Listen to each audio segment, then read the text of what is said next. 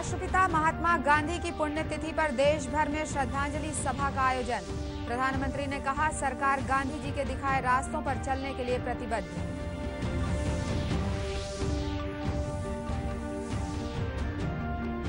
मुख्यमंत्री ने छत्तीसगढ़ के संसाधनों के समुचित उपयोग पर दिया बल। सीआईआई के सम्मेलन में शामिल हुए भूपेश बघेल।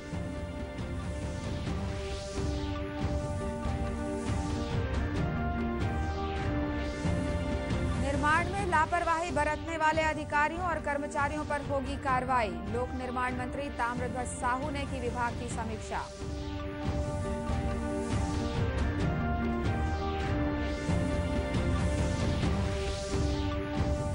और राजधानी रायपुर में 8 दिवसीय सरस मेले का आयोजन। छत्तीसगढ़ समेत 15 राज्यों की महिला उद्यमी शामिल।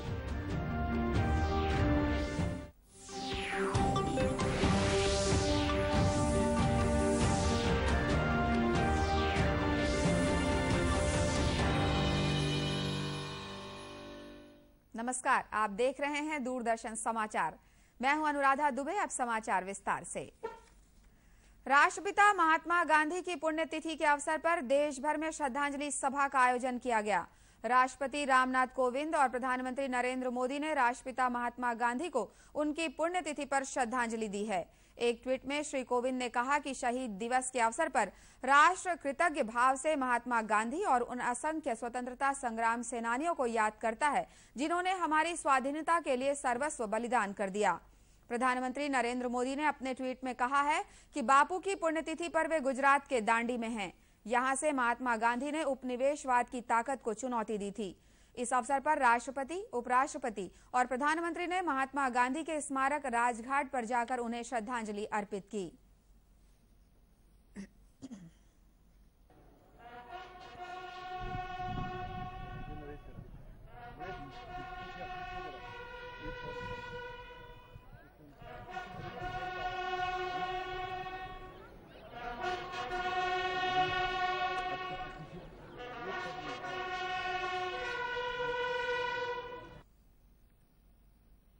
इस दौरान प्रधानमंत्री ने कहा कि उनकी सरकार महात्मा गांधी के दिखाए रास्ते पर चलने और उनके जीवन मूल्यों का अनुसरण करने के लिए प्रतिबद्ध है।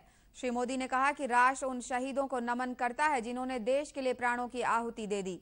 उन्होंने कहा कि देश उनकी सेवाओं और बलिदान के लिए हमेशा कृतज्ञ रहेगा। मुख्यमंत्री भूपेश बघेल ने राष्ट्रपिता महात्मा गांधी को विनम्र श्रद्धांजलि अर्पित करते हुए कहा कि स्वतंत्रता संग्राम में महात्मा गांधी का ऐतिहासिक योगदान रहा है। उन्होंने सत्य और अहिंसा पर आधारित संघर्ष से देश और दुनिया को नई दिशा दिखाई है। वे ग्राम स्वराज, पंचायत सशक्तिकरण और स्वावलंबी ग्रामीण अर्थव्यवस्था के पक्षधर थे। छत्तीसगढ़ सरकार उनके इन सपनों को पूरा करने की दिशा में कार्य कर रही है। महात्मा गांधी की पुण्यतिथि के अवसर पर भिलाई के बीएसएफ कैंप में मौन धारण कर उन्हें श्रद्धांजलि अर्पित की गई। वहीं राजनांदगांव में स्वास्थ्य विभाग द्वारा कुष्ठ जागरूकता रैली निकाली गई और रैली के माध्यम से लोगों को कुष्ठ रोग के प्रति जागरूक किया गया।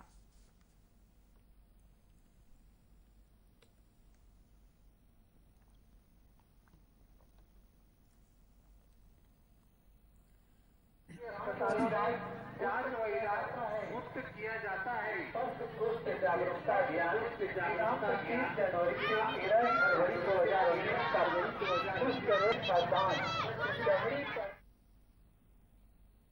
इस दौरान शहर के विभिन्न चौक चौराहों से रैली निकाली गई, जिसमें बड़ी संख्या में स्वास्थ्य कार्यकर्ता शामिल हुए।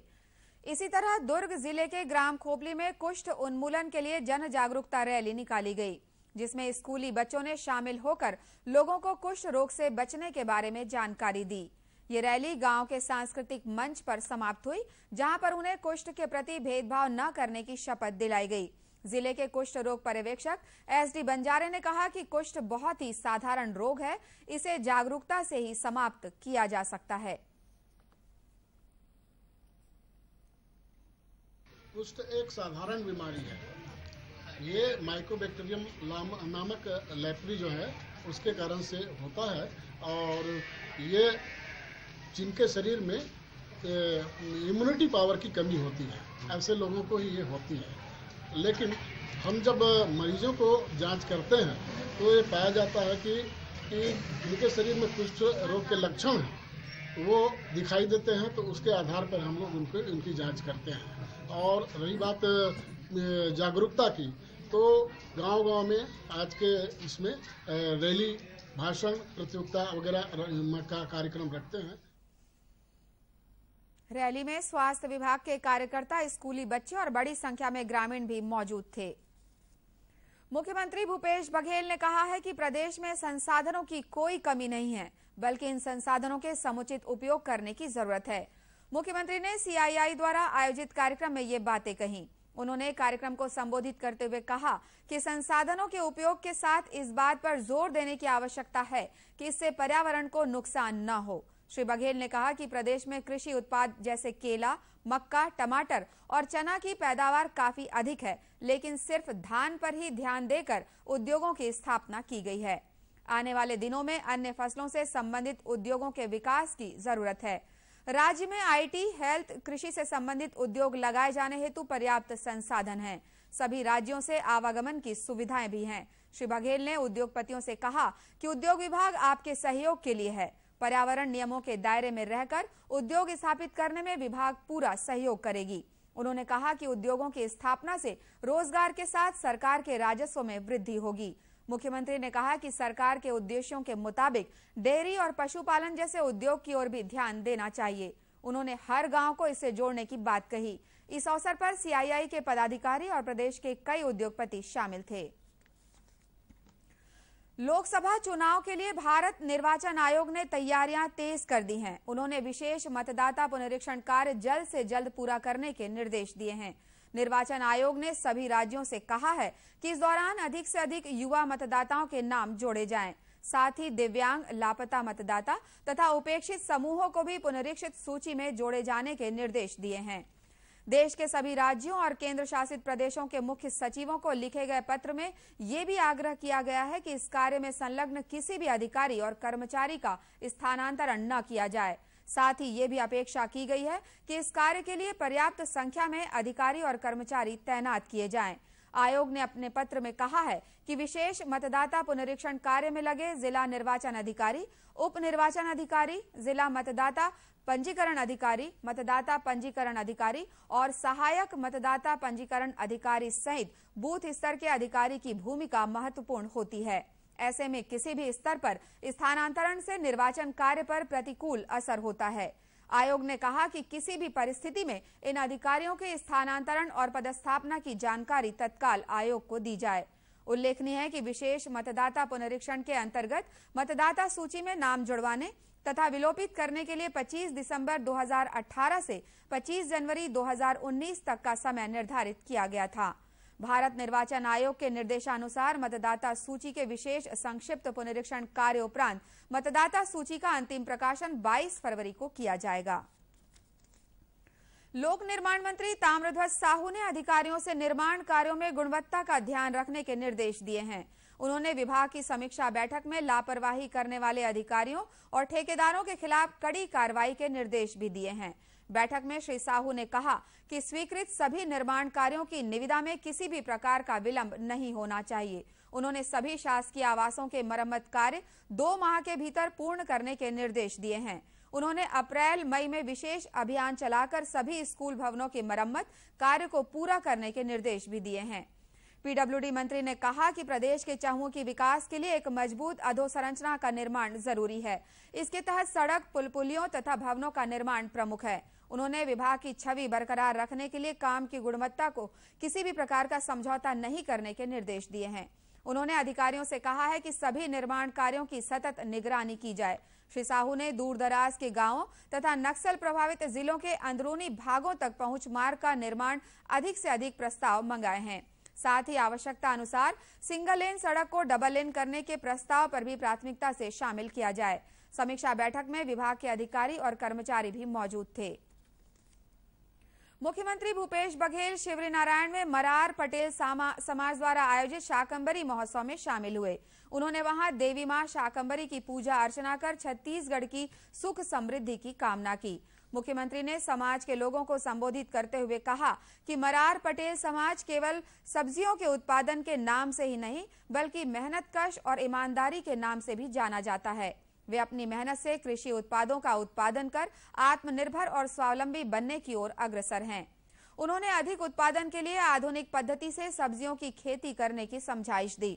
श्री बघेल ने कहा कि गांव और किसानों की समृद्धि के लिए नरवा, गरवा, घुरवा और बाड़ी के विकास को प्राथमिकता दी गई है।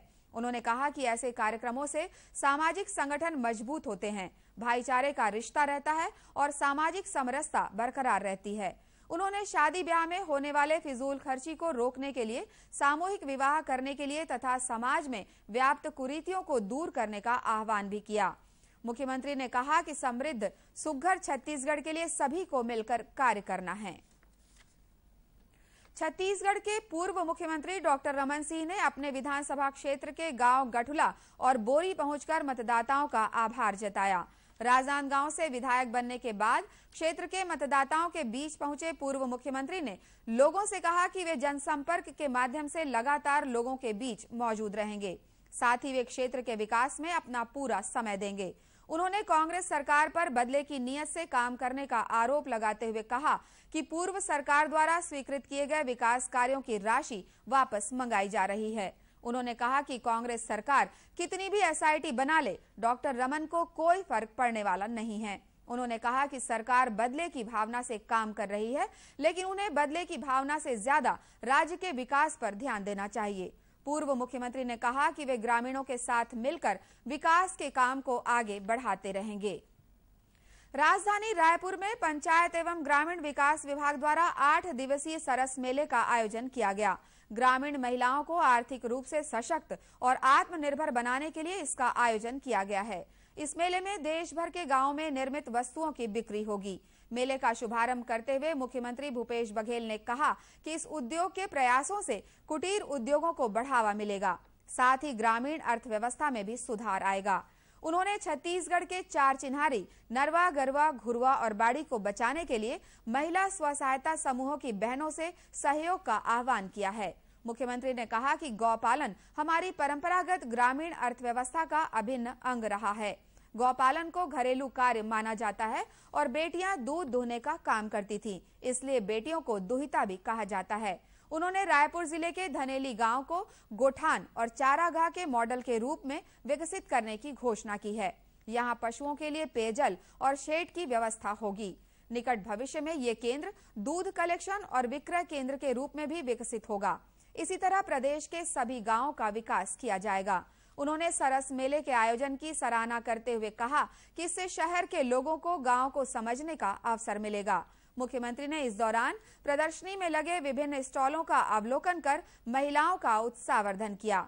इस मेले में छत्तीसगढ़ के अलावा महाराष्ट्र, ओडिशा, पश्चिम बंगाल, असम, केरल, आंध्र प्रदेश, तेलंगाना, हरियाणा, उत्तर प्रदेश, मध्य प्रदेश, झारखंड, बिहार, उत्तराखंड तथा जम्मू और कश्मीर की महिला स्व सहायता समूह और उद्यमियों ने हिस्सा लिया है।